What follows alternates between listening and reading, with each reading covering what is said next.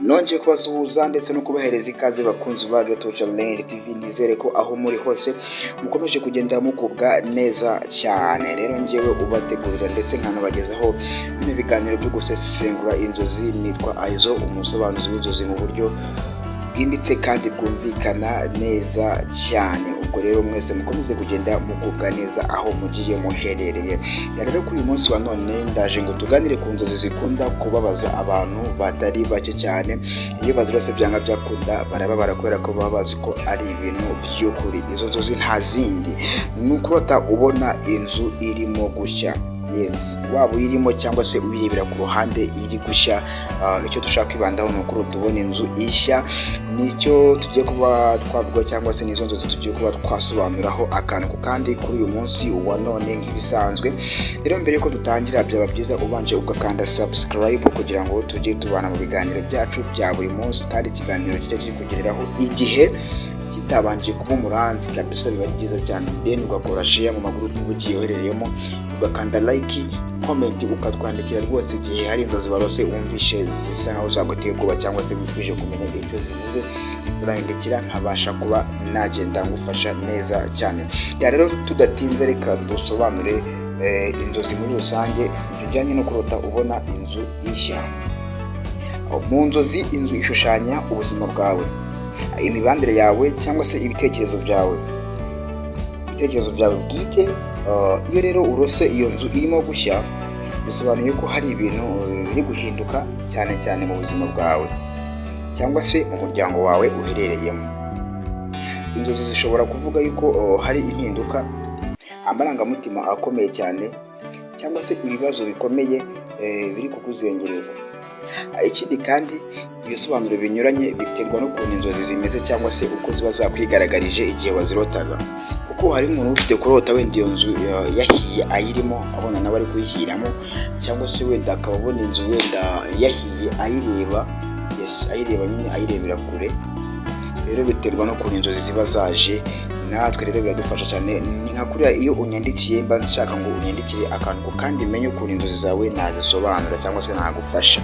Rero ubwo buryo tugiye kuba twasobanura ahangaha tumenye ngo ese iyo nzu wabirimo bivuze iki, ese iyo wayireberaga kure byo bishatse kuba byavuga iki.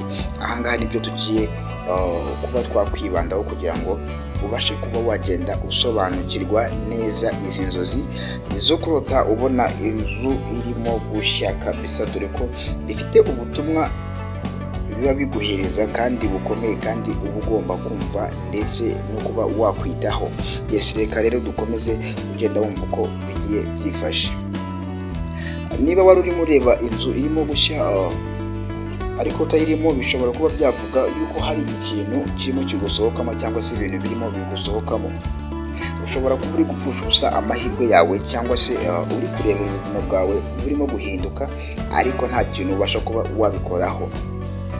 Niba iyo nzu yari iyawe ukabona irimo gushya, ahangaha bisobanura uburakari, kubura ituze cyangwa se igihombo mu mibanire yawe cyangwa se mu muryango wawe cyangwa mu kazi. Hari nk'ibintu uba warubatseho kuri ibyo ngibyo nkubwiye haruguru bishobora kuba biri kugenda bisenyuka gake gake. Reka tugende ku yindi ngingo. Niba iyo nzu nawe wari uyirimo cyangwa se wayihiragamo, ibi nabyo bifite icyo bisobanuye ngiye kuba nakubwiraho. Ngo bivuze ko ubuzima bwawe bushobora kuba buri mu bibazo bikomeye cyane. Ushobora kuba uri kurwana n'amarangamutima akomeye, nk'agahinda gakabije cyangwa se umubabaro wihishe imbere mu mutima. Yes, aho tugeze ubu ngubu kabisa mfashe kano kanya ngo mbanze nshimire umuntu wese tuba tugiranye kuri uyu munota. Ni iby'agaciro kandi uri umuntu w'agaciro cyane. Rero byaba byiza mwibukije kuba wakanda subscribe kugira ngo tujye dukomeza kubana mu biganiro byacu bya buri munsi tugenda dushyiraho hano kuri Gato Challenge TV. Ngenda kwibutsa ko ndi Aizo, umusobanuzi w'inzozi zanyu mu buryo bwimbitse kandi bwumvikana neza cyane. Rero ni byiza ko rwose ugenda ukora buri kimwe cyose kandi ukomeza kugenda ubana natwe umunsi ku wundi hano kuri Gato Challenge TV. Ariko buryo nanjye mba nkomejemo ngenda musobanurira inzozi zigiye zitandukanye rero icyo wowe ugomba gukora ni kimwe nta kindi, ni ukujya muri comment ukanyandikira ukambwira ngo narose ibi n'ibi nanjye nkabasha kuba nagufasha neza cyane bigahita bigutera kunyurwa. Ufite kunyandikira kuri nimero yanjye ya WhatsApp cyangwa se ukandika muri comment bisanzwe, aho hose ngenda nka checkinga nkasubiza abantu banjye rwose murabizi ko njya mbasubiza nta nubwo njya ntizamo habe na gato. Yes, rero reka dukomeze twihuta cyane n'izi nzozi zo kurota ubona inzu irimo gushya. Twihuse reka turebere hamwe ubutumwa bushobora kuba bwihishe muri izi nzozi. Ngo izi nzozi zishobora kuba zakubera ubutumwa bwo kukuburira yuko hari nk'ibintu ukwiye kuba warekura, byaba ari nk'abantu, imico cyangwa se ibintu bishaje bigutera ibibazo bigiye bitandukanye. Umuriro mu nzozi ushobora kuba igikoresho cyo gutwika ibishaje ngo habeho ibishyashya. Rimwe na rimwe kurota umuriro waka cyane bishobora kuvuga guhumuka cyangwa se gutangira ubuzima bushya nyuma y'igihombo gikabije cyangwa se ihungabana. Nanone kandi reka turebere hamwe icyo wakora nyuma yo kurota izi nzozi. Icya mbere ubanza witekerezeho, ni ibiki biri kukurya umutima? Ese hari ibyo uri guhangana nabyo mu muryango cyangwa se mu kazi? Afata umwanya wo gusenga, kwitekerezaho cyangwa se gushaka ubufasha. Ushobora no guhindura imyitwarire kugira ngo wirinde gushya kwa roho yawe cyangwa se ubuzima bwawe muri rusange. Tugeze muri ka gace mukunda cyane muri benshi, ka gace k'inama cyangwa se ubutumwa bw'ihumure uba ugomba gukura mu kiganiro cyanjye mba nakoze buri gihe. Nubwo izi nzozi ziba zikomeye cyane, si zose ziba mbi. Rimwe na rimwe umuriro waka kugira ngo habeho ibintu bishya.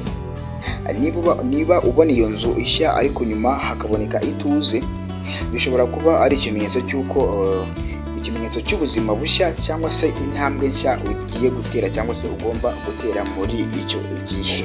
Aho hantu tugende tuhumva neza cyane kandi ukuntu nako ndi kugenda ngana ku musozo kabisa. Ngenda nshimira buri wese tuba twagiye tubana mu biganiro byacu cyangwa se mu kiganiro cyacu guhera gitangiye kugeza ahangaha kiba kirangiriye. Njye undi Aizo mukunda cyane, reka duhure ubutaha.